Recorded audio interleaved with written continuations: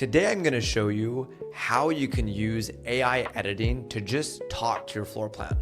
Imagine just like you do with an architect, you'd sit down, you'd have a conversation, and you actually see what those changes on your floor plan will look like live. You probably remember the days where you had to go see your architect and say, let's make the bedroom bigger, let's add a garage, let's add 2 cars to that garage and see what the space will look like.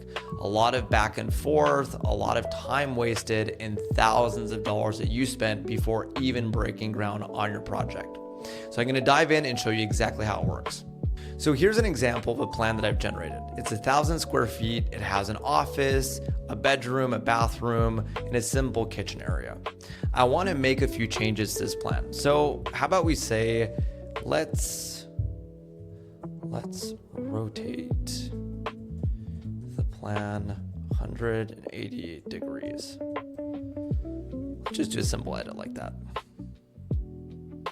So this is awesome. It actually took the plan and rotated it exactly like I wanted to in a quick fashion. That was a pretty simple edit. So let's try something a little bit more complicated. Let's say swap the bedroom and the office and see what happens when we do that. So this is awesome. It took the bedroom and moved it in the top right corner and took the office and moved it where the bedroom used to be. Usually these complicated edits will take sometimes 60 to 90 seconds to generate, so hold tight as you make the changes. So really cool to see what this space looks like now. So the limits, honestly, to what this system can do. Only go through one change at a time. It's not the time to add all of your changes within one prompt. Really go in an iterative fashion like you were having a conversation with an architect. What if we explore rotating this plan? How about we add a bedroom? How about we add a garage? What happens if we make the kitchen bigger? Those types of changes, not really complex changes. The system won't do well. Furniture. You can use the toolbar to be able to add furniture and remove furniture and rotate and see what that will look like within your plan. Don't try to use AI editing to be able to reorganize the furniture. That's not there yet, but it's coming really soon. Construction documents and aesthetic changes also really don't work within AI editing. Use the rendering feature to understand what the space will look like and visually be able to understand what those changes could be. And last but not least, commercial. Anything that's out of residential will not work with the AI editor, so really stick to a residential project. So who actually uses this? Homeowners who are looking to do new construction and renovation.